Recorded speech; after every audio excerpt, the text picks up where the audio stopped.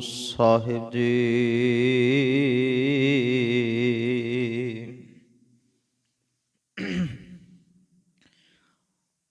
ਰਾਗ ਗੌੜੀ। ਰਵਿਦਾਸ ਜੀ ਕੇ ਪਦੇ ਗੌੜੀ ਗੁਆਰੇਰੀ। ਇਕ ਓੰਕਾਰ ਸਤਿਨਾਮ ਕਰਤਾ ਪੁਰਖ ਗੁਰ ਪ੍ਰਸਾਦ।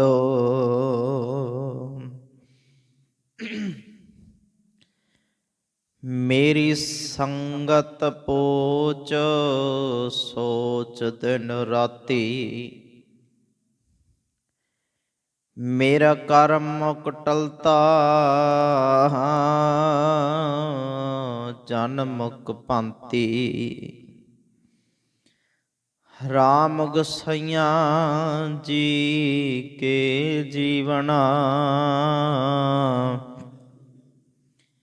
ਮੋਹ ਨਾ ਵਿਸਾਰੋ।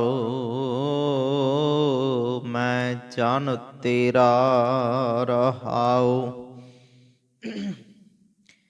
ਮੇਰੀ ਹਰੋ ਬਿਪਤ ਜਨ ਕਰੋ ਸੁਭਾਈ। ਚਰਨ ਨਾ ਛਾਡੋ ਸਰੀਰ ਕਲ ਜਾਈ। ਕਹੋ ਰਵਿਦਾਸ ਪਰੋਂ ਤੇਰੀ ਸਾਂਭਾ। ਬੇਗ ਮਿਲੋ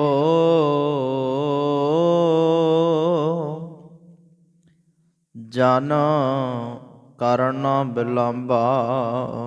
ਕਹੋ ਰਵਿਦਾਸ ਪਰੋਂ ਤੇਰੀ ਸਾਂਭਾ। ਬੇਗ ਮਿਲੋ ਜਨ ਕਰਨ ਬਿਲੰਬਾ।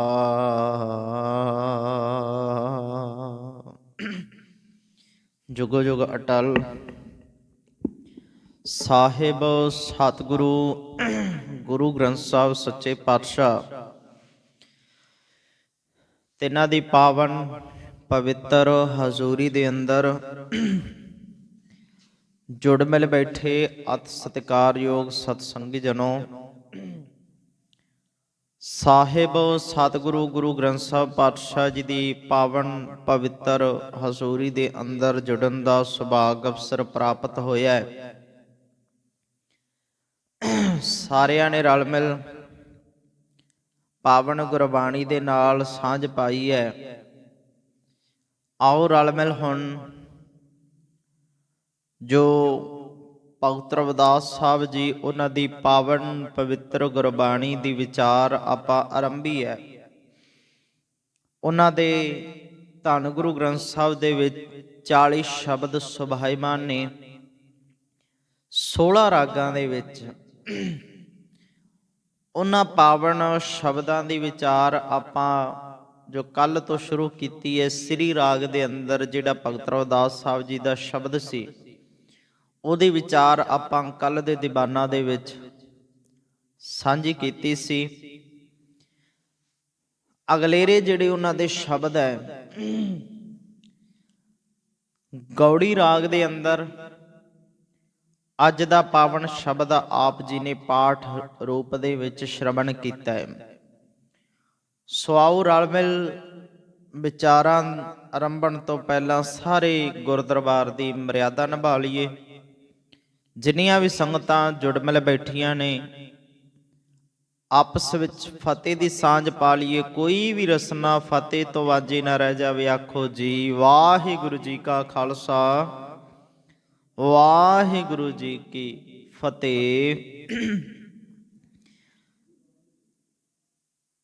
ਸਿਰਲੇਖ ਹੈ ਰਾਗ ਗੌੜੀ ਰਵਿਦਾਸ ਜੀ ਕੇ ਪਦੇ। ਗੌੜੀ ਗੁਆਰੇਰੀ ਗੌੜੀ ਗੁਆਰੇਰੀ ਇੱਕ ਮਿਸ਼ਰਤ ਰਾਗ ਹੈ। ਗੌੜੀ ਰਾਗ ਦੀਆਂ ਅੱਗੇ ਕਿਸਮਾਂ ਨੇ। ਰਾਗ ਗੌੜੀ ਰਵਿਦਾਸ ਜੀ ਕੇ ਪਦੇ, ਭਗਤ ਰਵਿਦਾਸ ਸਾਹਿਬ ਜੀ ਦੇ ਪਦੇ ਹੈ। ਕਿਉਂਕਿ ਜਿਹੜਾ ਪਹਿਲਾ ਇਹ ਸ਼ਬਦ ਹੈ ਇਹਦੇ ਭਗਤ ਰਵਿਦਾਸ ਸਾਹਿਬ ਜੀ ਦੇ 3 ਪਦੇ ਹੈ। ਉਸ ਤੋਂ ਬਾਅਦ ਦਾ ਜਿਹੜਾ ਸ਼ਬਦ ਹੈ ਉਹਦੇ 2 ਪਦੇ ਹੈ। ਤੇ ਇਸ ਤਰੀਕੇ ਦੇ ਨਾਲ ਅਲੱਗ-ਅਲੱਗ ਸ਼ਬਦਾਂ ਦੇ ਅਲੱਗ-ਅਲੱਗ ਪਦੇ ਹੈਗੇ ਆ। ਤੇ ਗੁਰੂ ਅਰਜਨ ਸਾਹਿਬ ਪਾਤਸ਼ਾਹ ਜੀ ਨੇ ਸੰਪਾਦਨਾ ਦੇ ਵਕਤ ਸਿਰਲੇਖ ਲਿਖ ਦਿੱਤਾ ਵੀ ਰਵਿਦਾਸ ਜੀ ਕੇ ਪਦੇ, ਵੀ ਭਗਤ ਰਵਿਦਾਸ ਸਾਹਿਬ ਜੀ ਦੀ ਪਾਵਨ ਬਾਣੀ ਉਹਨਾਂ ਦੇ ਪਦੇ ਹੈ। ਰਾਗ ਗੌੜੀ ਰਵਿਦਾਸ ਜੀ ਕੇ ਪਦੇ, ਗੌੜੀ ਗੁਆਰੇਰੀ। ਤੇ ਇੱਥੇ ਜਿਹੜਾ ਮੰਗਲਾ ਚਰਨ ਹੈ, ਜਿਹਨੂੰ ਅਸੀਂ ਮੂਲ ਮੰਤਰ ਵੀ ਕਹਿ ਦਿੰਨੇ ਆ, ਉਹਦਾ ਸਿਰਲੇਖ ਹੈ ਇੱਕ ਓੰਕਾਰ ਸਤਨਾਮ ਕਰਤਾ ਪੁਰਖ ਗੁਰ ਪ੍ਰਸਾਦ। ਸੰਖੇਪ ਦੇ ਵਿੱਚ ਇੱਥੇ ਮੂਲ ਮੰਤਰ ਦਾ ਜਿਹੜਾ ਸਰੂਪ ਸਤਿਗੁਰੂ ਜੀ ਨੇ ਬਖਸ਼ਿਆ, ਇੱਕ ਓੰਕਾਰ, ਇੱਕੋ ਇੱਕ ਮਾਲਕ ਪ੍ਰਮਾਤਮਾ, ਸਤਨਾਮ ਜਿਹੜਾ ਸਦੀਵੀ ਹੋਂਦ ਵਾਲਾ ਹੈ, ਕਰਤਾ ਪੁਰਖ ਹੈ ਜਿਹੜੇ ਨੇ ਸ੍ਰਿਸ਼ਟੀ ਰਚ ਕੇ ਆਪਣਾ ਨਿਵਾਸ ਵਿੱਚ ਰੱਖਿਆ ਹੋਇਆ। ਇਹ ਜਗ ਸੱਚੇ ਕੀ ਹੈ ਕੋਠੜੀ, ਸੱਚੇ ਕਾ ਵਿਚਵਾਸ। ਆਪੀ ਨਾ ਆਪ ਸਾਜਿਓ, ਆਪੀ ਨਾ ਰਚਿਓ ਨਾਮ। ਸਾਰੀ ਸ੍ਰਿਸ਼ਟੀ ਬਣਾ ਕੇ ਜਿਹੜਾ ਖੁਦ ਵਿੱਚ ਵਸ ਗਿਆ ਉਹਨੂੰ ਕਰਤਾ ਪੁਰਖ ਕਿਹਾ ਜਾਂਦਾ। ਕਰਤਾ ਦਾ ਮਤਲਬ ਹੈ ਬਣਾਉਣ ਵਾਲਾ, ਪੁਰਖ ਦਾ ਮਤਲਬ ਹੈ ਵਿੱਚ ਸਮਾਇਆ ਹੋਇਆ। ਇੱਕ ਓੰਕਾਰ ਸਤਨਾਮ ਕਰਤਾ ਪੁਰਖ ਗੁਰ ਪ੍ਰਸਾਦ। ਉਹ ਮਾਲਕ ਮਿਲਦਾ ਕਿਵੇਂ ਹੈ? ਗੁਰ ਪ੍ਰਸਾਦ। ਪ੍ਰਸਾਦ ਦਾ ਮਤਲਬ ਹੁੰਦਾ ਕਿਰਪਾ। ਗੁਰ ਪ੍ਰਸਾਦ, ਗੁਰੂ ਦੀ ਬਖਸ਼ਿਸ਼ ਦੇ ਨਾਲ ਇਹੋ ਜਿਹਾ ਮਾਲਕ ਮਿਲਦਾ ਹੈ। ਇੱਕ ਗੱਲ ਜ਼ਰੂਰ ਚੇਤੇ ਰੱਖਿਓ, ਜਦੋਂ ਵੀ ਗੁਰਬਾਣੀ ਦਾ ਆਰੰਭ ਹੁੰਦਾ ਹੈ, ਤੁਸੀਂ ਵੇਖਿਆ ਵੀ ਜਪਜੀ ਸਾਹਿਬ ਤੋਂ ਗੁਰਬਾਣੀ ਦਾ ਆਰੰਭ ਹੋਇਆ। ਪੂਰਨ ਰੂਪ ਦੇ ਵਿੱਚ ਧੰਨ ਗੁਰੂ ਨਾਨਕ ਸਾਹਿਬ ਪਾਤਸ਼ਾਹ ਜੀ ਨੇ ਇੱਕ ਓੰਕਾਰ ਤੋਂ ਲੈ ਕਰ ਗੁਰਪ੍ਰਸਾਦ ਤੱਕ ਜਿਹੜਾ ਮੰਗਲ ਹੈ ਮੂਲ ਮੰਤਰ ਦਿੱਤਾ ਹੋਇਆ। ਫਿਰ ਉਸ ਤੋਂ ਬਾਅਦ ਵੀ ਤੁਸੀਂ ਵੇਖਿਆ ਹੋਣਾ ਕਿਸ ਗੁਰੂ ਸਾਹਿਬਾਨ ਦੀ, ਕਿਸੇ ਭਗਤ ਦੀ ਬਾਣੀ ਜਦੋਂ ਵੀ ਆਰੰਭ ਹੁੰਦੀ ਆ, ਉੱਪਰ ਸਿਰਲੇਖ ਇੱਕ ਓੰਕਾਰ ਸਤਨਾਮ ਕਰਤਾ ਪੁਰਖ ਗੁਰਪ੍ਰਸਾਦ, ਇਹ ਵੀ ਸਰੂਪ ਹੈ, ਜਾਂ ਪੂਰਨ ਰੂਪ ਮੰਗਲ ਵੀ ਹੈਗਾ ਹੈ। ਮੰਨ ਲਓ ਵੀ ਉੱਪਰ ਇੱਕ ਓੰਕਾਰ ਸਤਨਾਮ ਆਉਂਦਾ ਹੀ ਆਉਂਦਾ ਹੈ, ਮਤਲਬ ਇੱਕ ਅਕਾਲ ਪੁਰਖ ਤੋਂ ਗੱਲ ਸ਼ੁਰੂ ਹੁੰਦੀ ਹੈ। ਹੁਣ ਜਿਹੜੀ ਭਗਤ ਰਵਿਦਾਸ ਸਾਹਿਬ ਜੀ ਦੇ ਪਾਵਨ ਬੋਲ ਆਪਾਂ ਵਿਚਾਰਨੇ ਆ, ਜਦੋਂ ਉੱਪਰ ਹੈਡਿੰਗ ਸਿਰਲੇਖ ਇੱਕ ਓੰਕਾਰ ਸ਼ੁਰੂ ਹੋ ਰਿਹਾ, ਇੱਕ ਮਾਲਕ ਦਾ ਨਾਮ ਲੈ ਕੇ ਸ਼ੁਰੂ ਹੋ ਰਿਹਾ ਹੈ, ਇਹਦਾ ਮਤਲਬ ਇਹੋ ਹੀ ਹੈ ਨਾ ਵੀ ਬਾਕੀ ਗੁਰਬਾਣੀ ਜਿੰਨੀ ਵੀ ਹੈ ਇੱਕ ਓੰਕਾਰ ਜਾਂ ਇੱਕ ਮਾਲਕ ਦੀ ਹੀ ਆਰਾਧਨਾ ਕਰਦੀ ਹੈ, ਕਿਉਂਕਿ ਸ਼ੁਰੂ ਹੀ ਗੁਰਬਾਣੀ ਇੱਕ ਤੋਂ ਹੋ ਰਹੀ ਹੈ, ਵਡਿਆਈ ਉਹਦੀ ਹੈ, ਬਸ ਇੱਕ ਅਕਾਲ ਪੁਰਖ ਦੀ। ਭਗਤ ਰਵਿਦਾਸ ਸਾਹਿਬ ਜੀ ਦਾ ਇਹ ਪਾਵਨ ਸ਼ਬਦ ਜਿਹੜਾ ਧੰਨ ਗੁਰੂ ਗ੍ਰੰਥ ਸਾਹਿਬ ਪਾਤਸ਼ਾਹ ਜੀ ਦੇ 345 ਅੰਕ ਦੇ ਉੱਪਰ ਸੁਭਾਇਮਾਨ ਹੈ। 345 ਉਹਨਾਂ ਦੀ ਪਾਵਨ ਬਾਣੀ ਦਾ ਦੂਜਾ ਸ਼ਬਦ ਹੈ। ਪਹਿਲਾ ਕੱਲ ਸ੍ਰੀ ਰਾਗ ਦੇ ਵਿੱਚ ਆਪਾਂ ਵਿਚਾਰ ਚੁੱਕੇ ਹਾਂ।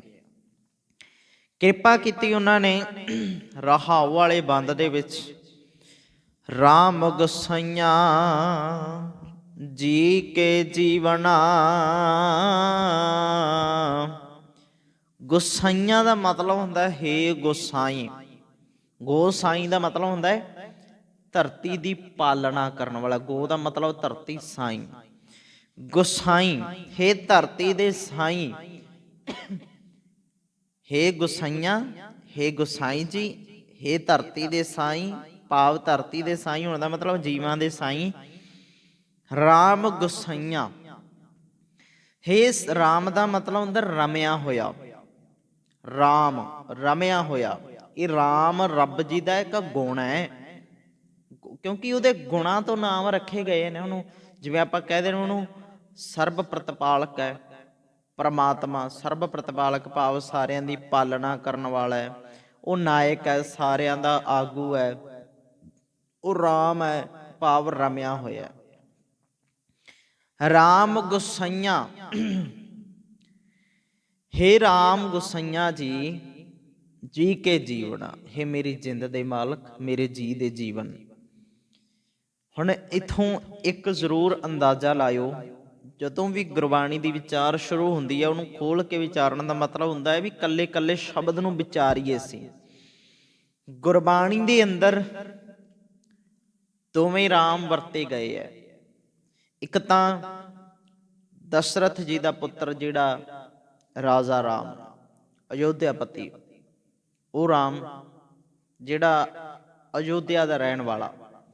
ਇੱਕ ਉਹ ਰਾਮ ਜਿਹੜਾ ਸਾਰੀ ਮਨੁੱਖਤਾ ਦੇ ਵਿੱਚ ਵਸਿਆ ਹੋਇਆ। ਕਿਉਂਕਿ ਗੁਰਬਾਣੀ ਦੇ ਵਿੱਚ ਇਹ ਬੋਲ ਹੈਗੇ ਹੈ ਨਾ ਵੀ ਰਾਮ ਕਹਿਣ ਮਹਿ ਭੇਦ ਹੈ। ਕਿਉਂਕਿ ਰਾਮ ਕਹਿਣ ਦੇ ਵਿੱਚ ਭੇਦ ਬਹੁਤ ਵੱਡਾ ਹੈ। ਕਿਸੇ ਨੇ ਉਹ ਰਾਮ ਨੂੰ ਜਾਣਿਆ ਜਿਹੜਾ ਅਜੰਮਿਆ ਤੇ ਬਿਨਸ ਗਿਆ, ਕਿਸੇ ਨੇ ਉਸ ਰਾਮ ਨੂੰ ਜਾਣਿਆ ਜਿਹੜਾ ਸਾਰੇ ਪਾਸੇ ਵਸਣ ਵਾਲਾ ਹੈ। ਕਿਉਂਕਿ ਉਹ ਜਿਹੜਾ ਰਾਮ ਇੱਕ ਹੋਇਆ ਹੈ ਨਾ ਰਾਜਾ ਰਾਮ ਚੰਦਰ, ਉਹ ਸਮੇਂ ਦੇ ਲਈ ਸੀ, ਉਹ ਰਾਜਾ ਹੋਇਆ ਇੱਕ। ਹੋ ਸਕਦਾ ਵੀ ਚੰਗੇ ਕਾਰਜ ਹੋ ਸਕਦੇ ਆ ਕਿਸੇ ਵੀ ਬੰਦੇ ਦੇ ਅੰਦਰ, ਹੋ ਸਕਦੇ ਆ ਵਡਿਆਈ ਕਰਨੀ ਚੰਗੀ ਗੱਲ ਹੈ ਕਿਸੇ ਦੇ ਚੰਗੇ ਕਾਰਜਾਂ ਦੀ। ਪਰ ਜਦੋਂ ਗੁਰਬਾਣੀ ਵਾਲੇ ਰਾਮ ਦੀ ਗੱਲ ਹੁੰਦੀ ਹੈ ਨਾ ਤੇ ਇੱਥੇ ਕਿੱਥੇ ਇਨਸਾਨ ਦੀ ਉਪਾਸਨਾ ਜਾਂ ਪੂਜਾ ਨਹੀਂ ਹੋਈ। ਬਹੁਤੇ ਬੰਦੇ ਇਹ ਗੱਲ ਦਾ ਭੁਲੇਖਾ ਖਾ ਜਾਂਦੇ ਆ ਵੀ ਉਹ ਰਾਮ ਹੋਇਆ ਨਾ ਜਿਹੜਾ ਅਯੋਧਿਆ ਵਾਲਾ, ਦਸ਼ਰਥ ਜੀ ਦਾ ਪੁੱਤਰ ਹੈ ਜਿਹੜਾ ਰਾਮ ਚੰਦਰ, ਵੀ ਗੁਰਬਾਣੀ ਵਿੱਚ ਵੀ ਖੌਰੇ ਉਸੇ ਰਾਮ ਦੀ ਵਡਿਆਈ ਹੈ। ਨਹੀਂ, ਇੱਥੇ ਉਸ ਰਾਮ ਦੇ ਗੁਣ ਦੀ ਗੱਲ ਹੋ ਰਹੀ ਹੈ ਜਿਹੜਾ ਸਾਰੇ ਪਾਸੇ ਰਮਿਆ ਹੋਇਆ। ਤੁਸੀਂ ਹੋਰ ਅੰਦਾਜ਼ਾ ਲਾਓ, ਇੱਥੇ ਬਖਸ਼ਿਸ਼ ਕੀਤੀ ਹੈ ਰਾਮ ਗੁਸਾਈਆਂ, ਉਹ ਰਾਮ ਜਿਹੜਾ ਸਾਰੀ ਧਰਤੀ ਦਾ ਮਾਲਕ ਹੈ। ਤੇ ਜਿਹੜਾ ਰਾਮ ਅਯੋਧਿਆ ਵਿੱਚ ਪੈਦਾ ਹੋਇਆ ਸੀ ਉਹ ਤਾਂ ਸਿਰਫ ਹੈ ਹੀ ਭਾਰਤ ਦਾ ਇਕੱਲਾ, ਸਾਰੀ ਦੁਨੀਆ ਦਾ ਤਾਂ ਹੈ ਹੀ ਨਹੀਂ। ਬਾਹਰ ਦੁਨੀਆ ਮੁਲਕਾਂ 'ਚ ਚਲੇ ਜਾਓ, ਉੱਥੇ ਕੌਣ ਰਾਮ ਨੂੰ ਜਾਣਦਾ ਹੈ? ਉਹ ਤਾਂ ਸਿਰਫ ਇਸ ਧਰਤੀ ਦਾ ਹੀ ਹੈ ਨਾ, ਇਕੱਲੀ ਭਾਰਤ ਦਾ ਹੀ ਹੈ ਨਾ। ਰਾਮਾਇਣ ਤੋਂ ਯਾਦ ਕੀਤਾ ਜਾਂਦਾ ਉਹਨੂੰ, ਤੇ ਉਹ ਵੀ ਬਾਕੀ ਤੁਸੀਂ ਉਹਨਾਂ ਨੂੰ ਹੋਰ ਵੇਖੋ, ਉਹ ਸਿਰਫ ਤੇ ਸਿਰਫ ਅਯੋਧਿਆ ਤੱਕ, ਉੱਥੋਂ ਤੱਕ ਹੀ ਉਹ ਸੀਮਤ ਹੈ। ਬਾਕੀ ਦੁਨੀਆ ਦੇ ਨਾਲ ਉਹਨਾਂ ਦਾ ਕੋਈ ਵਾਸਤਾ ਨਹੀਂ। ਕਿਸੇ ਵੀ ਦੁਨੀਆ ਦੇ ਕਿਸੇ ਵੀ ਦੇਸ਼ ਦੇ ਇਤਿਹਾਸ ਵਿੱਚ ਉਹਨਾਂ ਨੂੰ ਨਹੀਂ ਪੜ੍ਹਿਆ ਜਾਂਦਾ, ਨਾ ਵਿਚਾਰਿਆ ਜਾਂਦਾ, ਨਾ ਉਹਨਾਂ ਦਾ ਕੋਈ ਹੈ ਨਾਮੋ ਨਿਸ਼ਾਨ ਹੋਰ ਕਿਤੇ। ਸਿਰਫ ਭਾਰਤ ਤੱਕ, ਭਾਰਤ ਦਾ ਕਲਚਰ ਹੈ ਉਹ, ਠੀਕ ਹੈ। ਪਰ ਇੱਥੇ ਉਸ ਰਾਮ ਦੀ ਗੱਲ ਹੋ ਰਹੀ ਹੈ ਜਿਹੜਾ ਸਾਰੀ ਧਰਤੀ ਦਾ ਮਾਲਕ ਹੈ। ਉਹ ਕਿਹੜਾ? ਉਹ ਸਿਰਫ ਜਿਹਦੀ ਗੱਲ ਸ਼ੁਰੂ ਹੋਈ ਹੈ ਇੱਕ ਓੰਕਾਰ ਸਤਨਾਮ ਕਰਤਾ ਪੁਰਖ ਹੈ ਜਿਹੜਾ, ਉਹ ਰਾਮ। ਇੰਨਾ ਕੁ ਜ਼ਰੂਰ ਯਾਦ ਰੱਖਿਓ ਹਮੇਸ਼ਾ, ਗੁਰਬਾਣੀ ਵਿੱਚ ਉਸ ਰਾਮ ਦੀ ਵਡਿਆਈ ਹੈ ਜਿਹੜਾ ਸਾਰੀ ਧਰਤੀ ਦਾ ਮਾਲਕ ਹੈ। ਤੇ ਜਿਹੜਾ ਰਾਮ ਸਿਰਫ ਅਯੋਧਿਆ ਵਿੱਚ ਹੋਇਆ ਹੈ ਨਾ, ਉਹ ਗੁਰਬਾਣੀ ਉਸ ਦੀ ਉਪਾਸਨਾ ਨਹੀਂ ਕਰਦੀ। ਹੁਣ ਬਹੁਤਿਆਂ ਨੂੰ ਇਹ ਭੁਲੇਖਾ ਪੈ ਜਾਂਦਾ ਵੀ ਭਗਤ ਰਵਿਦਾਸ ਸਾਹਿਬ ਖੌਰੇ ਉਸ ਰਾਮ ਦੀ ਵਡਿਆਈ ਕਰਦੇ ਹੋਣਗੇ। ਨਹੀਂ, ਇਹ ਉਹਦੀ ਵਡਿਆਈ ਕਰਦੇ ਹੈ ਜਿਹੜਾ ਸਰਬ ਵਿਆਪਕ ਸਾਰੇ ਪਾਸੇ ਰਮਿਆ ਹੋਇਆ। ਰਾਮ ਗੁਸਾਈਆਂ ਜੀ ਕੇ ਜੀਵਣਾ, ਜੀ ਮਤਲਬ ਜਿੰਦ।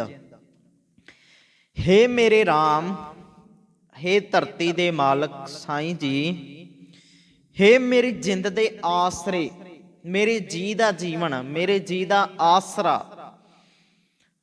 ਰਾਮ ਗੁਸਾਈਆਂ ਜੀ ਕੇ ਜੀਵਣਾ, ਮੋਹੇ ਨਾ ਵਿਸਾਰੋ ਮੈਂ ਜਨ ਤੇਰਾ। ਮੈਨੂੰ ਨਾ ਵਿਸਾਰ ਮੈਂ ਜਨ ਤੇਰਾ, ਮੈਂ ਸੇਵਕਾਂ ਤੇਰਾ। ਮੈਨੂੰ ਵਿਸਾਰ ਨਾ ਦੇਵੀਂ, ਮੈਨੂੰ ਭੁਲਾ ਨਾ ਦੇਵੀਂ, ਜਾਂ ਆਪਣੇ ਨਾਲੋਂ ਤੋੜ ਨਾ ਦੇਵੀਂ ਕਿਸੇ ਵਕਤ। ਕਿਉਂ? ਕਿਉਂਕਿ ਮੈਨੂੰ ਤੇਰਾ ਆਸਰਾ ਹੈ, ਮੈਨੂੰ ਤੇਰਾ ਹੀ ਆਸਰਾ ਹੈ। ਹੁਣ ਇੱਕ ਗੱਲ ਨੂੰ ਜ਼ਰੂਰ ਸਮਝਿਓ, ਗੁਰਬਾਣੀ ਦੇ ਵਿੱਚ ਕਹਿੰਦੇ ਮੋਹੇ ਨਾ ਵਿਸਾਰੋ ਮੈਂ ਜਨ ਤੇਰਾ, ਮੈਂ ਤੇਰਾ ਜਾਣਾ, ਮੈਨੂੰ ਵਿਸਾਰ ਨਾ ਦੇਵੀਂ। ਕਿਉਂ? ਕਿਉਂਕਿ ਤੂੰ ਮੇਰਾ ਆਸਰਾ ਹੈ, ਮੇਰੀ ਜਿੰਦ ਦਾ ਆਸਰਾ ਹੈ। ਹੁਣ ਇਸ ਚੀਜ਼ ਦੇ ਭਾਵ ਨੂੰ ਤੁਸੀਂ ਸਮਝ ਕੇ ਵੇਖੋ ਭਗਤ ਰਵਿਦਾਸ ਸਾਹਿਬ ਜੀ ਦੇ ਹਿਰਦੇ ਦੇ ਵਿੱਚੋਂ ਵੀ ਕਿੱਡੀ ਖਿੱਚ ਹੈ ਉਹਨਾਂ ਦੀ ਅਕਾਲ ਪੁਰਖ ਪ੍ਰਮਾਤਮਾ ਜੀ ਦੇ ਪ੍ਰਤੀ, ਵੀ ਮੈਨੂੰ ਨਾ ਵਿਸਾਰ ਨਾ ਦੇਣਾ। ਮਤਲਬ ਇਹੋ ਹੀ ਹੈ ਨਾ ਕੁੱਲ ਮਿਲਾ ਕੇ, ਵੀ ਤੁਸੀਂ ਭੁੱਲ ਨਾ ਜਾਵੋ ਮੇਰੀ ਸੁਰਤ ਦੇ ਵਿੱਚੋਂ, ਮੇਰੇ ਤੇ ਕਿਰਪਾ ਰੱਖੀ।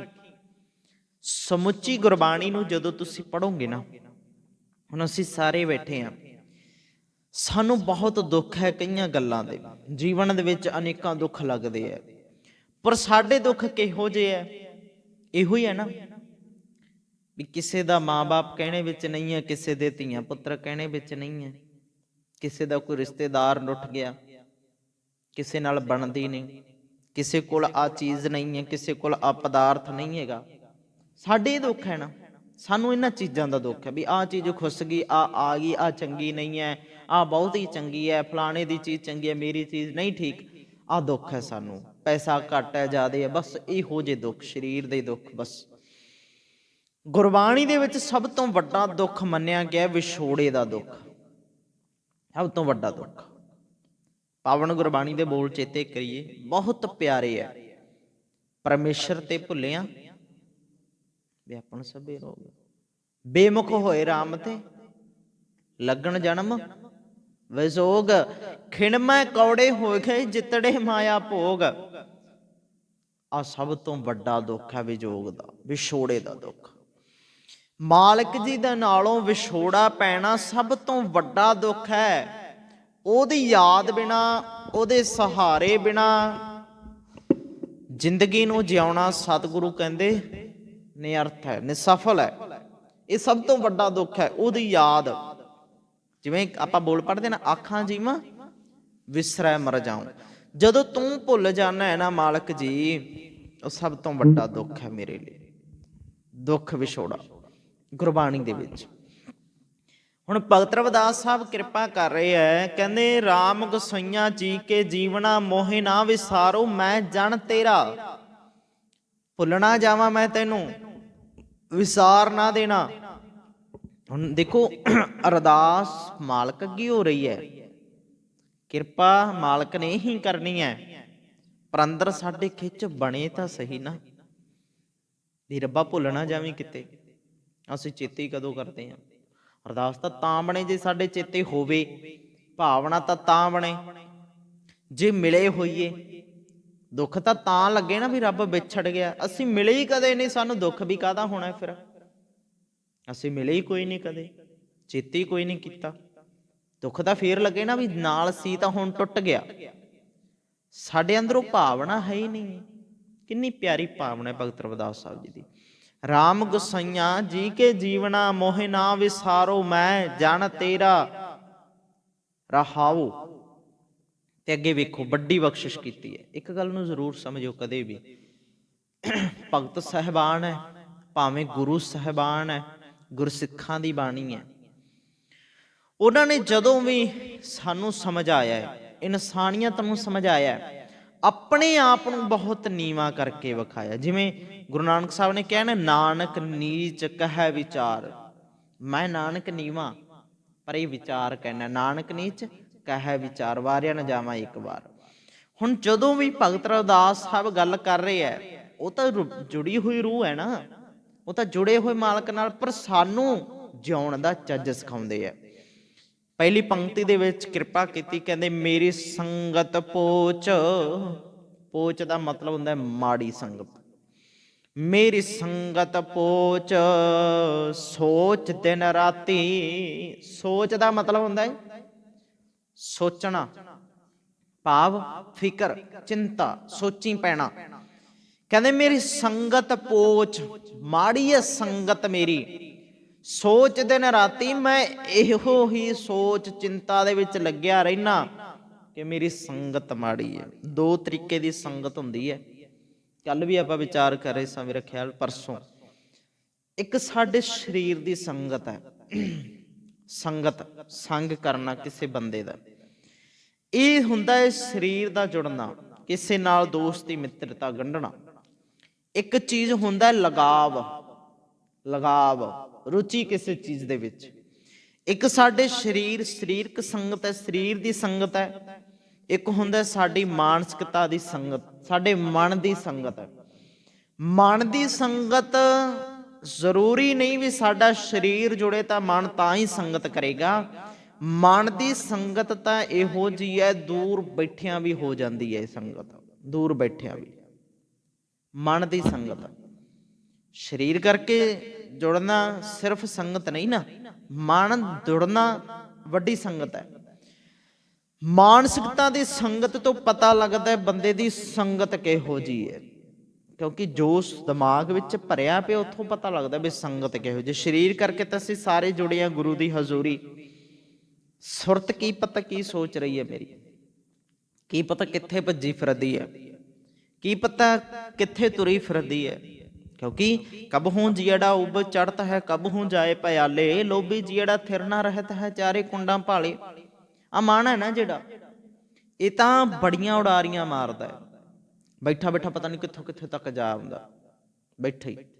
ਜਿਵੇਂ ਆਪਾਂ ਆਪਣੀ ਗੱਲ ਕਰਦੇ ਹੁੰਦੇ ਵੀ ਜਿਹਨੇ ਵਿਗੜਨਾ ਹੋਵੇ ਘਰੇ ਵਿਗੜ ਜਾਂਦਾ ਹੈ। ਹੁਣ ਮੰਨ ਲਓ ਵੀ ਜ਼ਰੂਰੀ ਨਹੀਂ ਹੁੰਦਾ ਵੀ ਬੰਦਾ ਮਾੜਿਆਂ 'ਚ ਬੈਠ ਕੇ ਮਾੜਾ ਵੱਜਦਾ ਹੈ। ਲਗਾਵ ਜਿਹੜੀ ਚੀਜ਼ ਨਾਲ ਹੋ ਗਿਆ ਉਹਨੂੰ ਘਰੇ ਬੈਠੇ ਵੀ ਹੋ ਜਾਂਦਾ ਲਗਾਵ ਕਿਸੇ ਚੀਜ਼ ਦਾ। ਗੱਲ ਹੁੰਦੀ ਹੈ ਲਗਾਵ ਦੀ, ਉਹ ਅਸਲੀ ਸੰਗਤ ਹੈ ਵੀ ਜਿਹੜੀ ਚੀਜ਼ ਦਾ ਇਹਦੇ ਮਨ ਦੇ ਉੱਤੇ ਅਸਰ ਪੈ ਰਿਹਾ, ਇਫੈਕਟ ਪੈ ਰਿਹਾ, ਉਹ ਚੀਜ਼। ਹੁਣ ਭਗਤ ਰਵਿਦਾਸ ਸਾਹਿਬ ਕਹਿੰਦੇ ਮੇਰੀ ਸੰਗਤ ਪੋਚ ਸੋਚ ਦਿਨ ਰਾਤੀ। ਮੇਰੀ ਸੰਗਤ ਹੈ ਨਾ, ਮੇਰਾ ਲਗਾਵ ਜਿਹੜਾ ਮਾੜੇ ਪਾਸੇ ਨੂੰ ਹੈ, ਮਾੜੇ ਪਾਸੇ ਨੂੰ। ਇਹ ਸਾਰੀ ਅਹਿਸਾਸ ਕਰਨਾ। ਹੋ ਸਕਦਾ ਮੈਂ ਵੀ ਹੋਵਾਂ ਵਿੱਚ। ਹੁਣ ਮੈਂ ਆਪਾਂ ਤਾਂ ਬੈਠੇ ਤਾਂ ਗੁਰੂ ਹਜ਼ੂਰੀ ਵਿੱਚ ਹੈ, ਪਰ ਸੁਰਤ ਦਾ ਮੇਰੀ ਦਾ ਲਗਾਵ ਕੀ ਪਤਾ ਕਿੱਥੇ ਹੈ। ਵਿਕਾਰਾਂ ਦਾ ਹੈ, ਮਾੜੀ ਮੱਤ ਦਾ ਹੈ ਨਾ, ਚੰਗਾ ਨਹੀਂ ਨਾ ਹੋਇਆ ਅਜੇ ਤੱਕ। ਮੇਰੀ ਸੰਗਤ ਪੋਚ ਸੋਚ ਦਿਨ ਰਾਤੀ। ਚਿੰਤਾ ਲੱਗੀ ਰਹਿੰਦੀ ਹੈ, ਫਿਕਰ ਲੱਗੀ ਰਹਿੰਦੀ ਹੈ। ਇੱਕ ਗੱਲ ਨੂੰ ਜ਼ਰੂਰ ਸਮਝਿਓ, ਭਗਤ ਰਵਿਦਾਸ ਸਾਹਿਬ ਜੀ ਦਾ ਤਾਂ ਉੱਤਮ ਜੀਵਨ ਹੈ ਨਾ, ਉਹ ਤਾਂ ਸਵਰੇ ਹੋਏ ਹੈ ਨਾ। ਸਾਡਾ ਦੇਖੋ ਕਿੰਨਾ ਹੌਸਲਾ ਵਧਾ ਰਹੇ ਆ, ਸਾਡੇ ਤੇ ਕਿੱਡੀ ਕਿਰਪਾ ਕਰ ਰਹੇ ਵੀ ਆਹ ਭਾਵ ਸਾਡੇ ਅੰਦਰ ਬਣਨ। ਭਗਤ ਰਵਿਦਾਸ ਸਾਹਿਬ ਜੀ ਦੀ ਸੰਗਤ ਮਾੜੀ ਨਹੀਂ ਹੈ, ਉਹਨਾਂ ਨੂੰ ਕੋਈ ਫਿਕਰ ਨਹੀਂ ਹੈ, ਪਰ ਪਿਆਰ ਭਾਵਨਾ ਦੇਖੋ, ਇਮਾਨਦਾਰੀ ਵੇਖੋ, ਅੰਦਰ ਨਿਮਰਤਾ ਕਿੰਨੀ ਹੈ। ਤੇ ਅਸੀਂ ਜਦੋਂ ਬੋਲ ਪੜਾਂਗੇ ਸਾਨੂੰ ਆਪਣੇ ਆਪ ਦੇ ਵਿੱਚ ਅਹਿਸਾਸ ਪੈਦਾ ਹੋਵੇ, ਮੇਰੀ ਸੰਗਤ ਪੋਚ ਸੋਚ ਦਿਨ ਰਾਤੀ। ਕਿਉਂ? ਕਹਿੰਦੇ ਮੇਰਾ ਕਰਮ ਕੁਟਲਤਾ, ਕਰਮਾਂ ਕਰਕੇ ਸੰਗਤ ਬਣੀ ਹੈ। ਮੇਰਾ ਕਰਮ ਕੁਟਲਤਾ, ਕੁਟਲਤਾ ਕਰਕੇ ਮੇਰੀ ਕੁਟਲ ਨੀਤੀ, ਸਮਝਦੇ ਹੋ, ਕੁਟਲ ਮਾੜੀ ਸੋਚ, ਤੇ ਕਰਮ ਵੀ ਮੇਰੇ ਮਾੜੇ ਹੈ। ਮੇਰਾ ਕਰਮ ਕੁਟਲਤਾ, ਮਾੜੇ ਕਰਮ ਹੈ, ਕੁਟਲ ਕਰਮ ਹੈ ਮੇਰੇ। ਜਨਮ ਕੁਭਾਂਤੀ, ਕੁਭਾਂਤੀ ਇੱਕ ਤਾਂ ਹੁੰਦਾ ਭਾਂਤੀ ਸਿੱਧਾ, ਕੁਭਾਂਤੀ ਟੇਢਾ ਰਾਹ ਹੈ ਮੇਰਾ, ਜੀਵਨ ਟੇਢਾ ਹੋ ਚੁੱਕਾ ਹੈ। ਕਹਿੰਦੇ ਮੇਰਾ ਕਰਮ ਕੁਟਲਤਾ, ਜਨਮ ਕੁਭਾਂਤੀ ਹੈ। ਕਹਿੰਦੇ ਮੈਂ ਨੀਵੀਂ ਕਿਸਮ ਦਾ ਬਣ ਗਿਆ, ਕੁਭਾਂਤੀ ਜਨਮ ਹੋ ਗਿਆ ਮੇਰਾ, ਮਾੜਾ ਜਨਮ ਹੋ ਗਿਆ ਮੇਰਾ। ਕਿਉਂਕਿ ਕਰਮਾਂ ਕਰਕੇ ਜੀਵਨ ਦਾ ਪਤਾ ਲੱਗਦਾ ਹੈ ਨਾ। ਨਾਨਕ ਨਾਵੈ ਬਾਝ ਸਨਾਤ, ਖਸਮ ਵਿਸਾਰੈ ਤੇ ਕਮਜ਼ਾਤ। ਨਾਨਕ ਨਾਵੈ ਬਾਝ ਸਨਾਤ, ਮਾਲਕ ਨੂੰ ਭੁੱਲ ਜਾਣਾ। ਤੇ ਜਿਹਦੀ ਜ਼ਿੰਦਗੀ ਦੇ ਵਿੱਚੋਂ ਮਾਲਕ ਭੁੱਲ ਗਿਆ ਉਹ ਕਮਜ਼ਾਤ ਹੈ, ਉਹ ਨੀਵੀਂ ਜ਼ਾਤ ਵਾਲਾ ਹੈ। ਨਾਨਕ ਨਾਵੈ ਬਾਝ ਸਨਾਤ, ਨਾਮ ਤੋਂ ਬਿਨਾਂ ਬਾਝ ਸਨਾਤ ਹੈ। ਤੇ ਜਿਹਦੇ ਕੋਲ ਵਡਿਆਈ ਆ ਗਈ ਮਾਲਕ ਦੀ, ਜਿਸ ਨੂੰ ਬਖਸ਼ ਸਿਫਤ ਸਲਾਹ, ਨਾਨਕ ਪਾਤਸ਼ਾਹ ਹੀ ਪਾਤਸ਼ਾਹ। ਉਹ ਪਾਤਸ਼ਾਹਾਂ ਦਾ ਪਾਤਸ਼ਾਹ ਹੈ ਜਿਹਦੇ ਕੋਲ ਵਡਿਆਈ ਹੈ। ਤੇ ਜਿਹਦੇ ਕੋਲ ਮਾਲਕ ਦੇ ਨਾਮ ਦੀ ਯਾਦ ਨਹੀਂ ਹੈਗੀ, ਸਤਿਗੁਰੂ ਕਹਿੰਦੇ ਕਮਜ਼ਾਤ ਹੈ, ਨੀਵੀਂ ਜ਼ਾਤ ਵਾਲਾ ਉਹ ਹੈ। ਇੱਥੇ ਬਾਹਰੀ ਤੌਰ ਤੇ ਗੁਰਬਾਣੀ ਨੇ ਜਾਤਾਂ ਪਾਤਾਂ ਨਹੀਂ ਵਰਤੀਆਂ, ਜਿਵੇਂ ਵਿਪਰ ਵੰਡਦਾ ਸੀ, ਨਹੀਂ। ਸਤਿਗੁਰੂ ਕਹਿੰਦੇ ਕਰਮਾਂ ਕਰਕੇ ਨਹੀਂ ਮੈਂ, ਤੂੰ ਆਪਣੀ ਸੋਚ ਕਰਕੇ ਨਹੀਂ ਮੈਂ, ਕਰਮਾਂ ਕਰਕੇ। ਹੁਣ ਵੇਖੋ ਭਗਤ ਰਵਿਦਾਸ ਸਾਹਿਬ ਨੇ ਕਿਰਪਾ ਕੀਤੀ, ਕਹਿੰਦੇ ਮੇਰਾ ਕਰਮ ਕੁਟਲਤਾ, ਜਨਮ ਕੁਭਾਂਤੀ। ਮਾੜੀ ਸੋਚ ਕਰਕੇ ਮੇਰਾ ਜਨਮ ਨੀਵਾਂ ਹੋ ਚੁੱਕਾ ਹੈ। ਮੇਰਾ ਜਨਮ ਮਾੜੀ ਸੋਚ, ਜਿਹੋ ਜੀ ਸੋਚ ਹੈ ਉਹੋ ਜਿਹਾ ਜੀਵਨ ਬੰਦਾ ਜਿਉਂ ਰਿਹਾ। ਬਾਹਰੀ ਤੌਰ ਤੇ ਧਨ ਦੌਲਤ ਵਾਹਵਾ ਹੋਵੇ, ਬੈਂਕ ਬੈਲੈਂਸ ਹੋਵੇ, ਪਰ ਜੇ ਸੋਚ ਮਾੜੀ ਹੈ ਨਾ, ਲਾਲਚ ਨਹੀਂ ਨਿਕਲ ਰਿਹਾ, ਕੁੱਤੇ ਵਾਲੀ ਜੂਨੀ ਹੈ। ਸੌਖਾ ਸਮਝੋ, ਕੁੱਤੇ ਵਾਲੀ ਜੂਨੀ, ਲਾਲਚ ਹੈ, ਕੁੱਤਿਆਂ ਵਾਲੀ ਜ਼ਿੰਦਗੀ ਹੈ, ਕਾਮ ਹੈ। ਮੰਨ ਲਓ ਵੀ ਸਤਿਗੁਰੂ ਕਹਿੰਦੇ ਹਾਥੀ ਦੀ ਜੂਨੀ ਹੈ, ਤੇ ਇਹੋ ਤਰੀਕੇ ਦੇ ਨਾਲ ਅੱਗੇ ਭਗਤ ਰਵਿਦਾਸ ਸਾਹਿਬ ਜੀ ਦੇ ਬੋਲ ਹੈ, ਉਹ ਆਪਾਂ ਵਿਚਾਰਾਂਗੇ। ਮ੍ਰਿਗ ਮੀਨ ਭ੍ਰਿੰਗ ਪਤੰਗ ਕੁੰਚਰ ਏਕ ਦੋਖ ਵਿਨਾਸ਼, ਪਾਵਨ ਗੁਰਬਾਣੀ ਦੇ ਬੜੇ ਬੋਲ ਹੈ, ਉਹ ਵਿਚਾਰਾਂਗੇ ਆਪਾਂ ਅੱਗੇ ਜਾ ਕੇ। ਕਹਿੰਦੇ ਮੇਰਾ ਕਰਮ ਕੁਟਲਤਾ ਜਨਮ ਕਪਾਂਤੀ, ਮਾੜੇ ਕਰਮਾਂ ਕਰਕੇ ਮੇਰਾ ਜਨਮ ਵੀ ਨੀਵਾਂ ਹੋ ਗਿਆ।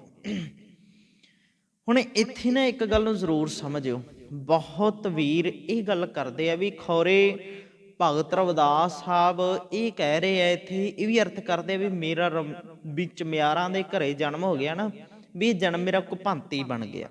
ਇੱਥੇ ਇੱਕ ਵਿਪਰ ਨੇ ਬਹੁਤ ਵੱਡੀ ਸੋਚ ਖੜੀ ਕੀਤੀ ਹੋਈ ਹੈ ਇਹਨਾਂ ਦੇ ਜੀਵਨ ਦੇ ਨਾਲ, ਵੀ ਪਿਛਲੇ ਜਨਮ ਦੇ ਵਿੱਚ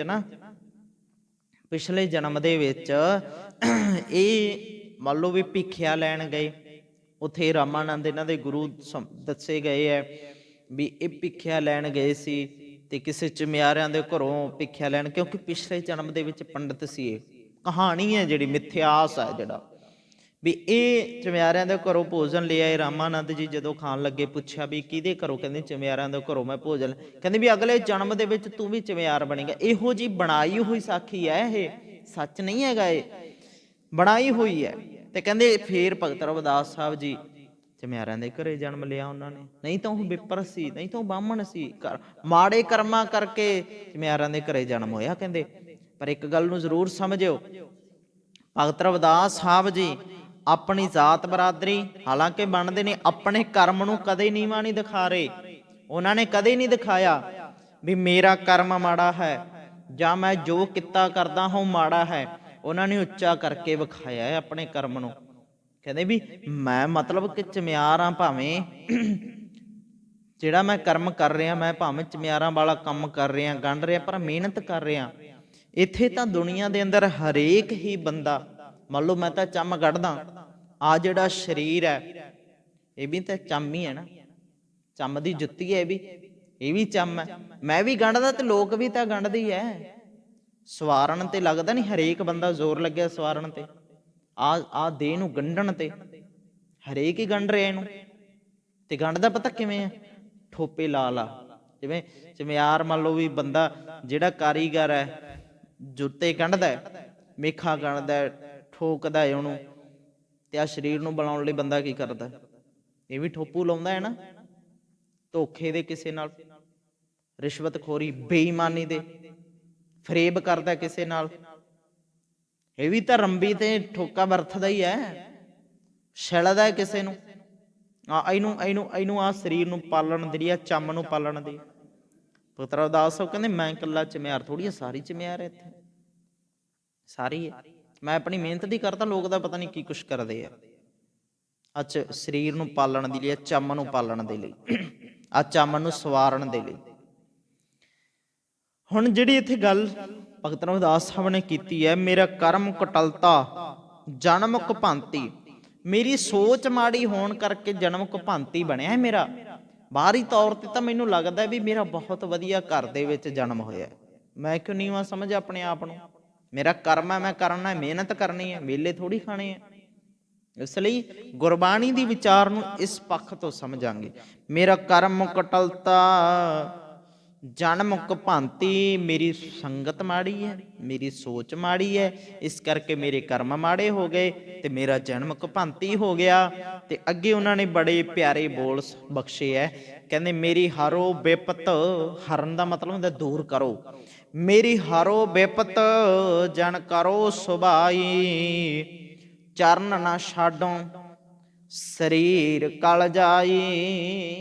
ਮੇਰੀ ਬਿਪਤਾ ਦੂਰ ਕਰੋ, ਏ ਮਾੜੀ ਸੋਚ, ਮਾੜਾ ਲਗਾਵ ਹੈ ਜਿਹੜਾ ਮੇਰਾ, ਇਹ ਦੂਰ ਕਰੋ, ਮੇਰਾ ਕਿਰਪਾ ਕਰੋ। ਮੇਰੀ ਹਰੋ ਬਿਪਤ ਜਨ ਕਰੋ ਸੁਭਾਈ, ਮੇਰੀ ਸੰਭਾਲ ਕਰੋ ਹੇ ਮਾਲਕ ਜੀ। ਰਾਮ ਗੁਸਾਈਆਂ ਜੀ ਕੇ ਜੀਵਨਾ ਮੋਹਿ ਨਾ ਵਿਸਾਰੋ, ਮੈਂ ਜਨ ਤੇਰਾ, ਇਹ ਅਰਦਾਸ ਜੋਦੜੀ ਹੈ। ਮੇਰੀ ਹਰੋ ਬਿਪਤ ਜਨ ਕਰੋ ਸੁਭਾਈ, ਕਹਿੰਦੇ ਚਰਨ ਨਾ ਛਾਡੋ ਸਰੀਰ ਕਲ ਜਾਈ। ਮੈਂ ਸਿਰਫ ਸਰੀਰ ਪਾਲਣ ਲਈ ਨਹੀਂ ਜਿਉਂਦਾ, ਮੈਂ ਤੇਰੀ ਯਾਦ ਕਰਕੇ ਜਿਉਣਾ ਹਾਂ। ਸਰੀਰ ਨਸ਼ਟ ਹੁੰਦਾ ਹੋ ਜਾਵੇ, ਤੇਰੀ ਯਾਦ ਨਾ ਨਿਕਲੇ ਕਦੇ, ਤੇਰੀ ਯਾਦ। ਚਰਨ ਨਾ ਛਾਡੋ ਸਰੀਰ ਕਲ ਜਾਈ, ਚਰਨ ਛੱਡਣ ਦਾ ਮਤਲਬ ਹੈ ਵੀ ਤੇਰੀ ਯਾਦ ਨਾ ਭੁੱਲੇ, ਤੇਰਾ ਸੁਨੇਹਾ। ਤੇਰੇ ਚਰਨ ਮੇਰੇ ਹਿਰਦੇ ਚ ਵਸੇ ਰਹਿਣ। ਹੇ ਮਾਲਕ ਜੀ, ਤੇਰੀ ਯਾਦ ਹਮੇਸ਼ਾ ਵਸੀ ਰਵੇ। ਸਰੀਰ ਕਲ ਜਾਈ, ਸਰੀਰ ਭਾਵੇਂ ਖਤਮ ਹੋ ਜਾਵੇ। ਆ ਸਰੀਰ ਦਾ ਕੀ ਹੈ? ਨਾਸ਼ਵੰਤ ਹੈ। ਤਾਂ ਇਹਦਾ ਕੀ ਹੈ? ਇਹਦਾ ਕੀ ਹੈ? ਕਿਰਪਾ ਕਰੋ ਦੀਨ ਕੇ ਦਾਤੇ, ਮੇਰਾ ਗੁਣਾ ਵਗਣ ਨਾ ਵਿਚਾਰੋ ਕੋਈ। ਮਾਟੀ ਖਾ ਕੇ ਥੋਪੈ ਤੋਂ ਸੁਆਮੀ ਮਾਨਸ ਕੀ ਗਤੇ ਹੀ। ਗੱਲ ਤਾਂ ਗੁਣਾ ਉਗਣਾ ਦੀ ਹੋਣੀ ਹੈ ਇੱਥੇ। ਆਹ ਸਰੀਰ ਤਾਂ ਮਿੱਟੀ, ਇਹਦਾ ਕੀ ਹੈ? ਮਾਨਸ ਦੀ ਗੱਤ ਤਾਂ ਇੰਨੀ ਕੀ ਹੈ ਨਾ, ਮਾਟੀ ਖਾ ਕੇ ਧੋਪੈ ਸੁਆਮੀ। ਸਰੀਰ ਸਵਾਰਨ ਦੇ ਨਾਲ ਇਕੱਲੇ ਨਾਲ ਕੀ ਹੋਣਾ? ਆਤਮਕ ਜੀਵਨ ਸਵਾਰੋ ਆਪਣਾ, ਅੰਦਰ ਸਵਰਨਾ ਚਾਹੀਦਾ। ਇਹ ਉੱਤਮ ਬਾਣੀ ਦੇਖੋ ਭਗਤ ਰਵਿਦਾਸ ਸਾਹਿਬ ਦੀ, ਕਿੱਡੀ ਸੋਚ ਕੰਮ ਕਰ ਰਹੀ ਹੈ। ਕਿੱਥੇ ਸੋਚ ਕੰਮ ਕਰ ਰਹੀ ਹੈ, ਕਿਹੋ ਜਿਹਾ ਜੀਵਨ ਜਿਉਣ ਲਈ ਸਾਨੂੰ ਕਿਹਾ। ਅਸੀਂ ਕਦੇ ਆ ਗੱਲਾਂ ਵਿਚਾਰੀਆਂ? ਕਿੱਡਾ ਕ੍ਰਾਂਤੀਕਾਰੀ ਜੀਵਨ, ਕਿੱਡਾ ਸੋਹਣਾ ਜੀਵਨ ਚੱਜ ਸਾਨੂੰ ਸਿਖਾ ਰਹੇ ਹੋ ਜਿਉਣਾ। ਸਾਨੂੰ ਕਿੱਥੇ ਪਤਾ ਲੱਗਣਾ ਉਹਨਾਂ ਦੀ ਵਡਿਆਈ ਦਾ? ਅਸੀਂ ਕਿੱਦਣ ਵਿਚਾਰਾਂਗੇ? ਜੇ ਬਾਣੀ ਨੂੰ ਪੜ੍ਹੀਏ ਤਾਂ ਸਾਨੂੰ ਸੋਚ ਦਾ ਪਤਾ ਲੱਗੇ।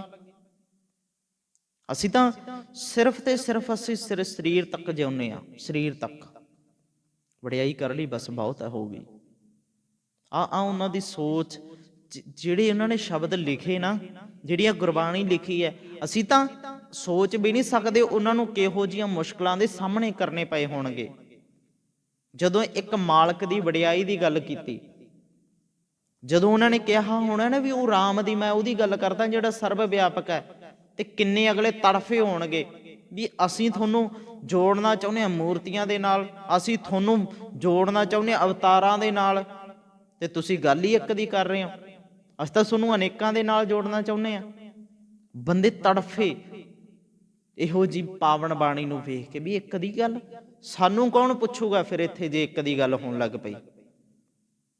ਬਹੁਤ ਮੁਸ਼ਕਲਾਂ ਦੇ ਸਾਹਮਣੇ ਵੀ ਕਰਨੇ ਪਏ ਹੋਣਗੇ ਉਹਨਾਂ ਨੂੰ ਆ ਜੀਵਨ ਦੇਖਣ ਦੇ ਲਈ। ਤੇ ਜਦੋਂ ਭਗਤ ਰਵਿਦਾਸ ਸਾਹਿਬ ਨੇ ਆ ਗੱਲ ਕੀਤੀ ਹੋਣੀ ਹੈ ਵੀ ਮੇਰੀ ਸੰਗਤ ਮਾੜੀ ਹੈ, ਮੇਰੀ ਮਾੜੀ ਸੋਚ ਹੈ, ਚੰਗੀ ਸੋਚ ਕਰਕੇ ਬੰਦਾ ਉੱਚਾ ਹੋ ਜਾਂਦਾ ਹੈ। ਤੇ ਜਿਹੜੇ ਬੰਦੇ ਇੱਥੇ ਪੈਰਾਂ 'ਚ ਬਿਠਾਉਣਾ ਚਾਹੁੰਦੇ ਨੇ ਵੀ ਜਾਤਾਂ ਪਾਤਾਂ 'ਚ ਵੰਡ ਕੇ ਰੱਖੋ, ਉਹਨਾਂ ਨੂੰ ਇਹ ਚੀਜ਼ਾਂ ਕਿੱਥੇ ਬਰਦਾਸ਼ਤ ਹੁੰਦੀਆਂ ਹੋਣਗੀਆਂ? ਵੀ ਕੋਈ ਰੱਬ ਦੀ ਗੱਲ ਵੀ ਕਰੇ, ਕੋਈ ਇਹਨਾਂ ਨੂੰ ਮੱਤ ਵੀ ਦੇਊਗਾ। ਆਕ੍ਰਾਂਤੀਕਾਰੀ ਜੀਵਨ ਹੈ ਉਹਨਾਂ ਦਾ।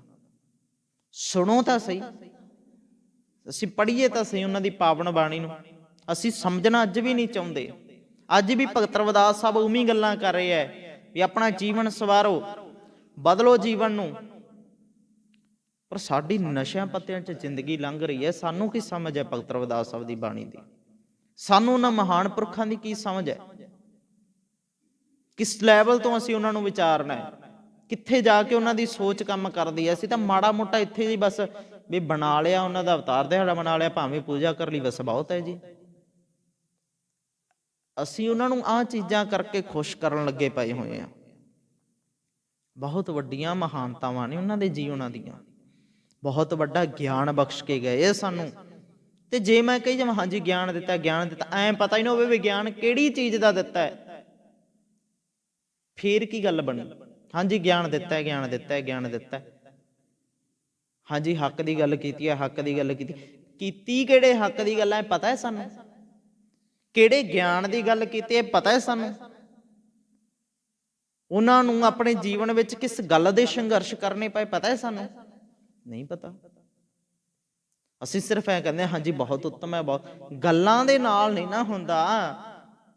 ਕਈ ਚਲੋ ਵੀ ਵੱਡਾ ਹੈ, ਵੱਡਾ ਹੈ, ਐ ਵੀ ਤਾਂ ਪਤਾ ਹੋਵੇ ਵੀ ਉਹਦੀ ਵਡਿਆਈ ਕਿਸ ਕਰਕੇ ਹੈ, ਕੀ ਮਹਾਨਤਾ ਹੈ ਉਹਨਾਂ ਦੇ ਬੋਲਾਂ ਦੇ ਵਿੱਚ। ਪੜੋ, ਬਹੁਤ ਚਿਰ ਹੋ ਗਿਆ ਸਾਨੂੰ, ਬੜੀ ਜ਼ਿੰਦਗੀ ਲੰਘ ਗਈ ਹੈ, ਕਦੇ ਵਿਚਾਰ ਕੇ ਵੀ ਵੇਖੀ ਉਹਨਾਂ ਦੇ ਬੋਲਾਂ ਨੂੰ। ਬਹੁਤ ਕਿਰਪਾ ਕੀਤੀ, ਕਹਿੰਦੇ ਮੇਰੀ ਹਰੋ ਬਿਪਤ ਜਨ ਕਰੋ ਸਬਾਈ, ਚਰਨ ਨਾ ਛਾਡੋ ਸਰੀਰ ਕਲ ਜਾਈ। ਇਹ ਮਾਲਕ ਜੀ ਦੁੱਖ ਵਿਛੋੜਾ ਦੂਰ ਕਰੋ, ਮੇਰੀ ਸੰਗਤ ਜਿਹੜੀ ਮਾੜੀ ਹੈ ਨਾ ਚੰਗੀ ਕਰ ਦੇਵੋ। ਸੁਰਤ ਦਾ ਲਗਾਵ ਮਾੜਾ ਹੈ ਮੇਰਾ, ਸਰੀਰ ਕਰਕੇ ਤਾਂ ਭਾਵੇਂ ਮੈਂ ਸਤ ਸੰਗੀਆਂ ਵਿੱਚ ਹੀ ਬੈਠਾ, ਕੀ ਪਤਾ ਮੇਰੀ ਸੁਰਤ ਮਾੜੇ ਪਾਸੇ ਹੋਵੇ। ਸੰਗਤ ਆਪਣੇ ਆਪ ਚ ਭਾਵ ਕਰੀਏ, ਆਪਣੇ ਆਪ ਸਾਰੇ ਵੀ ਹੋ ਸਕਦਾ ਮੈਂ ਬੈਠਾ ਸਤਸੰਗੀਆਂ ਚ ਹੋਵਾਂ, ਧਰਮੀ ਹੋਵਾਂ ਬਾਹਰੋਂ, ਮੇਰੀ ਸੁਰਤ ਦਾ ਲਗਾਵ ਕੀ ਪਤਾ ਮਾੜੇ ਪਾਸੇ ਹੋਵੇ। ਜਿਵੇਂ ਉਹ ਗੁਰੂ ਨਾਨਕ ਸਾਹਿਬ ਦੇ ਜੀਵਨ ਦੀ ਉਦਾਹਰਨ ਹੈ ਨਾ, ਤੁਸੀਂ ਵੇਖਿਆ ਵੀ ਜਦੋਂ ਮਸਜਿਦ ਦੇ ਵਿੱਚ ਜਾਂਦੇ ਆ ਨਮਾਜ਼ ਪੜ੍ਹਨ, ਕਹਿੰਦੇ ਜੀ ਆਜੋ ਸਾਡੇ ਨਾਲ ਨਮਾਜ਼ ਪੜ੍ਹੋ, ਕਹਿੰਦੇ ਚੱਲਦੇ ਆ ਨਮਾਜ਼ ਪੜ੍ਹਨ। ਤੇ ਗੁਰੂ ਨਾਨਕ ਸਾਹਿਬ ਨੇ ਚਿਹਰੇ ਵੇਖ ਲਏ ਵੀ ਕਿਹੜਾ ਕਿੱਥੇ ਤੁਰਿਆ ਫਿਰਦਾ। ਸਾਰੇ ਆਪੋ ਆਪਣੇ ਕਿੱਤਿਆਂ 'ਚ ਭੱਜੇ ਫਿਰਦੇ। ਨਮਾਜ਼ ਉੱਥੇ ਪੜ੍ਹ ਰਹੇ ਸੀ, ਗੁਰੂ ਨਾਨਕ ਸਾਹਿਬ ਜਦੋਂ ਹੱਸੇ, ਕਹਿੰਦੇ ਤੁਸੀਂ ਨਮਾਜ਼ ਨਹੀਂ ਪੜ੍ਹੀ, ਕਹਿੰਦੇ ਮੈਂ ਤਾਂ ਪੜ੍ਹ ਰਿਹਾ ਸੀ, ਤੁਸੀਂ ਨਹੀਂ ਪੜ੍ਹ ਰਹੇ ਸੀ। ਕੋਈ ਘੋੜੇ ਖਰੀਦ ਰਿਹਾ ਸੀ, ਕਿਸੇ ਦੀ ਵਿਸ਼ੇਰੇ ਦੇ ਵਿੱਚ ਸੁਰਤ ਸੀ, ਆਊਟ ਸੀ ਨਾ। ਹੁਣ ਹੋ ਸਕਦਾ ਵੀ ਮੈਂ ਬੈਠਾ ਗੁਰਦੁਆਰੇ ਹੋਵਾਂ, ਧਰਮੀ ਹੋਵਾਂ, ਇੱਥੇ ਬੈਠਾ ਹੋਵਾਂ, ਸੁਰਤ ਕੀ ਪਤਾ ਮੇਰੀ ਕਿੱਥੇ ਹੋਵੇ। ਉਹ ਲਗਾਵ ਹੈ ਨਾ, ਜਿਹੜਾ ਲਗਾਵ, ਸੁਰਤ ਦਾ ਲਗਾਵ। ਪਹਿਲਾਂ ਵਿਚਾਰਿਆ ਆਪਾਂ ਸਰੀਰ ਦੀ ਸੰਗਤ ਕੁਝ ਹੋਰ ਹੈ, ਸੁਰਤ ਦਾ ਲਗਾਵ ਹੈ ਨਾ ਜਿਹੜਾ, ਉਹ ਸੱਚੀ ਸੰਗਤ ਹੈ। ਤੇ ਜੇ ਕਿਸੇ ਨੇ ਸੰਗਤ ਕਰਨੀ ਹੋਵੇ, ਭਾਵੇਂ ਗੁਰਦੁਆਰੇ ਨਾਲ ਘਰੇ ਬੈਠਾ ਵੀ ਵਿਚਾਰ ਸੁਣ ਸਕਦਾ। ਉਹ ਲਗਾਵ ਦੀ ਗੱਲ ਹੈ ਨਾ, ਲਗਾਵ ਚੰਗਾ ਹੋਵੇ ਸਾਡਾ। ਇੱਥੇ ਲਗਾਵ ਦੀ ਗੱਲ ਹੋ ਰਹੀ ਹੈ। ਲਗਾਵ ਸਹੀ ਕਰੋ ਆਪਣਾ, ਸੁਰਤ ਬਦਲੀਏ, ਤਾਂ ਕਰਕੇ ਜੀਵਨ ਬਦਲ ਸਕਦਾ। ਮੇਰੀ ਹਰੋ ਬਿਪਤ ਜਨ ਕਰੋ ਸੁਭਾਈ, ਚਰਨ ਨਾ ਛਾਡੋ ਸਰੀਰ ਕਲ ਜਾਈ। ਕਹੋ ਰਵਿਦਾਸ ਪਰੋਂ ਤੇਰੀ ਸਾਂਭਾ, ਬੇਗ ਮਿਲੋ ਜਨ ਕਰ ਨਾ ਬਿਲੰਬਾ। ਰਵਿਦਾਸ ਸਾਹਿਬ ਕਹਿੰਦੇ ਪਰੋਂ ਤੇਰੀ ਸਾਂਭਾ, ਹੇ ਮਾਲਕ ਜੀ ਮੈਂ ਤੇਰੀ ਸ਼ਰਨ ਪਿਆ ਹਾਂ, ਸਾਂਭ ਸੰਭਾਲ। ਸਾਂਭਾ ਦਾ ਮਤਲਬ ਹੁੰਦਾ ਸਾਂਭ ਦੇ ਵਿੱਚ, ਸ਼ਰਨ ਦੇ ਵਿੱਚ। ਜਿੱਥੇ ਤੇਰੀ ਸੰਭਾਲ ਹੁੰਦੀ ਹੈ ਨਾ, ਜਿੱਥੇ ਤੂੰ ਜਨਾਂ ਦੀ ਸੰਭਾਲ ਕਰਦਾ, ਸੇਵਕਾਂ ਦੀ, ਮੈਂ ਉਸ ਥਾਂ ਤੇ ਆਇਆ, ਸ਼ਰਨ ਦੇ ਵਿੱਚ ਭਾਵ। ਕਹੋ ਰਵਿਦਾਸ ਪਰੋ ਤੇਰੀ ਸਾਂਭਾ, ਬੇਗ ਮਿਲੋ ਜਨ। ਬੇਗ ਦਾ ਮਤਲਬ ਹੁੰਦਾ ਛੇਤੀ ਮਿਲੋ, ਜਨ ਕਰਨਾ ਬਿਲੰਬਾ, ਕਰਨਾ ਬਿਲੰਬਾ। ਬਿਲੰਬਾ ਮਤਲਬ ਦੇਰੀ ਨਾ ਕਰੋ, ਹੇ ਮਾਲਕ ਜੀ ਜੁੜੋ, ਭਾਵ ਮੈਨੂੰ ਆਪਣੇ ਨਾਲ ਜੋੜੋ। ਤੇ ਇਹ ਨਹੀਂ ਵੀ ਸਿਰਫ ਮੈਂ ਹੁਣ ਕਰੀ ਜਾਵਾਂ, ਰੱਬ ਜੀ ਮੈਨੂੰ ਲੈ ਲਓ, ਨਾਲ ਲੈ ਲਓ, ਨਾਲ ਲੈ ਲਓ। ਉਹਦੇ ਪ੍ਰਤੀ ਇਮਾਨਦਾਰ ਹੋਣਾ ਪੈਣਾ ਹੈ। ਰੱਬ ਜੇ ਪ੍ਰਤੀ ਫਰਜ਼ ਪਹਿਚਾਨਣੇ ਪੈਣਗੇ। ਚਰਨ ਸ਼ਰਨ ਗੁਰ ਏਕ ਪੈਂਡਾ ਜਾਏ ਚੱਲ, ਸਤਿਗੁਰ ਕੋਟ ਪੈਂਡਾ ਆਗਿਆ ਹੋਏ ਲਿਖਤ ਹੈ। ਹੁਣ ਜੇ ਮੈਂ ਕਰੀ ਜਾਵਾਂ ਰੱਬ ਜੀ ਰੱਬ ਜੀ ਮਿਲੋ ਮਿਲੋ ਮਿਲੋ, ਮੈਨੂੰ ਤੁਰਨਾ ਵੀ ਤਾਂ ਪੈਣਾ ਨਾ, ਮਿਲੂ ਤਾਂ ਉਹ ਆ ਕੇ। ਜੇ ਮੈਂ ਘਰੇ ਬੈਠਾ ਵੀ ਕਰੀ ਜਾਵੇਂ ਰੱਬ ਮਿਲ ਪਏ ਰੱਬ ਮਿਲ ਪਏ, ਐ ਵੀ ਨਹੀਂ ਨਾ ਮਿਲਿਆ। ਰਾਮ ਰਾਮ ਕਰਤਾ ਸਭ ਜਗ ਫਿਰੈ, ਰਾਮ ਨਾ ਪਾਇਆ ਜਾਏ। ਉਹਦੇ ਵਾਲੇ ਕੰਮ ਵੀ ਤਾਂ ਕਰਨੇ ਪੈਣਗੇ ਨਾ, ਉਹਦੇ ਵਾਲੀ ਸੋਚ ਵੀ ਤਾਂ ਅਪਣਾਉਣੀ ਪੈਣੀ ਹੈ ਨਾ। ਮਾੜੀ ਸੋਚ ਦੂਰ ਕਰਨੀ ਪੈਣੀ ਹੈ, ਚੰਗੀ ਲਿਆਉਣੀ ਪੈਣੀ ਹੈ, ਰੱਬ ਨੇ ਫੇਰ ਮਿਲਣਾ। ਨਹੀਂ ਤਾਂ ਅਸੀਂ ਸਿਰਫ ਜ਼ੁਬਾਨੀ ਕਲਾਮੀ ਕਹਿ ਦਾਂਗੇ ਰੱਬ ਜੀ ਮਿਲੋ, ਰੱਬ ਜੀ ਮਿਲੋ, ਐ ਨਹੀਂ ਨਾ। ਬਣਾਓ ਸੁਭਾਅ, ਬਣਾਓ ਉਹਦੇ ਵਾਲੇ ਕਰਮ ਵੀ ਕਰੀਏ, ਰੱਬ ਜੀ ਪ੍ਰਤੀ ਇਮਾਨਦਾਰ ਹੋਵੋ। ਇਹ ਸੱਚੀ ਪਾਤਸ਼ਾਹ ਤੈਥੋਂ ਬਿਨਾ ਕਿਸੇ ਦੂਜੇ ਦੀ ਕੋਈ ਓਟ ਨਹੀਂ ਮੇਰੇ ਕੋਲ, ਮੈਨੂੰ ਸਿਰਫ ਤੇਰਾ ਆਸਰਾ ਹੈ। ਦਿਲੋਂ ਗੱਲ ਨੂੰ ਕਹੋ, ਇਹ ਦਿਲੋਂ ਅਹਿਸਾਸ ਬਣੇ, ਤੇ ਫੇਰ ਹੀ ਰੱਬ ਸਾਡੇ ਤੇ ਯਕੀਨ ਕਰਨਾ, ਫੇਰ ਉਹ ਸਾਡੇ ਨਾਲ ਜੁੜ ਸਕਦਾ ਜਾਂ ਸਾਨੂੰ ਆਪਣੇ ਨਾਲ ਜੋੜ ਸਕਦਾ। ਸੋ ਕੋਸ਼ਿਸ਼ ਕਰੋ ਪਾਵਨ ਗੁਰਬਾਣੀ ਨੂੰ ਆਧਾਰ ਬਣਾਈਏ, ਇਹੋ ਜਿਹਾ ਜੀਵਨ ਜਿਉਣਾ ਸ਼ੁਰੂ ਕਰੀਏ। ਪਾਵਨ ਗੁਰਬਾਣੀ ਦੇ ਬੋਲ ਜਿਹੜੇ ਆਪਾਂ ਵਿਚਾਰ ਰਹੇ ਹਾਂ, ਭਗਤ ਰਵਿਦਾਸ ਸਾਹਿਬ ਜੀ ਦੇ ਦੂਜੇ ਸ਼ਬਦ ਦੀ ਵਿਚਾਰ ਆਪਾਂ ਸਾਰਿਆਂ ਨੇ ਅੱਜ ਸਾਂਝੀ ਕੀਤੀ। ਇਸੇ ਤਰੀਕੇ ਦੇ ਨਾਲ ਅਗਲੇਰੇ ਜਿਹੜੇ ਸ਼ਬਦ ਨੇ ਆਉਂਦੇ ਸਮੇਂ ਦੇ ਵਿੱਚ ਆਪਾਂ ਸਾਰਿਆਂ ਨੇ ਵਿਚਾਰਨੇ ਆ। ਕੋਸ਼ਿਸ਼ ਕਰਿਆ ਕਰੋ, ਪੰਨਾ ਨੰਬਰ ਆਪਾਂ ਦੱਸਦੇ ਹੁੰਦੇ ਹਾਂ। ਜੇ ਨਹੀਂ ਵੀ ਕਈ ਵਾਰ ਕਿਸੇ ਨੂੰ ਯਕੀਨ ਆਉਂਦਾ ਜਾਂ ਮੈਂ ਖੁਦ ਵਿਚਾਰਨਾ, ਕੋਈ ਵੀ ਭਗਤ ਰਵਿਦਾਸ ਸਾਹਿਬ ਜੀ ਦਾ ਸ਼ਬਦ ਕੱਢ ਕੇ ਵਿਚਾਰ ਸਕਦੇ ਹੋ, ਵਿਚਾਰ ਮਿਲ ਵੀ ਸਕਦੀ ਹੈ। ਹੋ ਸਕਦਾ ਕਿਸੇ ਦੇ ਮੰਨ ਲਓ ਵੀ ਇੱਦਾਂ ਵੀ ਬਣ ਸਕਦਾ ਵੀ ਕਿਸੇ ਦੀ ਹੋਰ ਉੱਤਮ ਵਿਚਾਰ ਬਣ ਸਕਦੀ ਹੈ, ਹੋਰ ਤਰੀਕੇ ਤੋਂ ਵਿਚਾਰਿਆ ਜਾ ਸਕਦਾ ਹੈ, ਪਰ ਵਿਚਾਰੋ ਜ਼ਰੂਰ। ਜਿੰਨੀ ਕੁ ਸਤਿਗੁਰੂ ਸਮੱਤ ਬਖਸ਼ਦੇ ਹੈ ਆਪਾਂ ਵਿਚਾਰਨ ਦੀ ਕੋਸ਼ਿਸ਼ ਕਰਦੇ ਹਾਂ। ਦਾਤਾ ਰਹਿਮਤ ਕਰੇ। ਇਸੇ ਤਰ੍ਹਾਂ ਭਾਈ ਸਰਬੱਤ ਸੰਗਤਾਂ ਜ਼ਰੂਰ ਹਾਜ਼ਰੀ ਭਰਿਆ ਕਰੋ, ਰਲ ਮਿਲ ਆਪਾਂ ਉਹਨਾਂ ਦੀ ਸੋਚ ਤੇ ਪਹਿਰਾ ਦੇਣਾ ਹੈ, ਵਿਚਾਰਨੀ ਉਹਨਾਂ ਦੀ ਪਾਵਨ ਬਾਣੀ। ਸਾਰਿਆਂ ਨੇ ਤਿੰਨ ਕੁ ਬੇਨਤੀਆਂ ਪ੍ਰਵਾਨ ਕਰ ਲੈਣੀਆਂ ਜੀ। ਫਤਿਹ ਪ੍ਰਵਾਨ ਕਰੋ। ਵਾਹਿਗੁਰੂ ਜੀ ਕਾ ਖਾਲਸਾ, ਵਾਹਿਗੁਰੂ ਜੀ ਕੀ ਫਤਿਹ।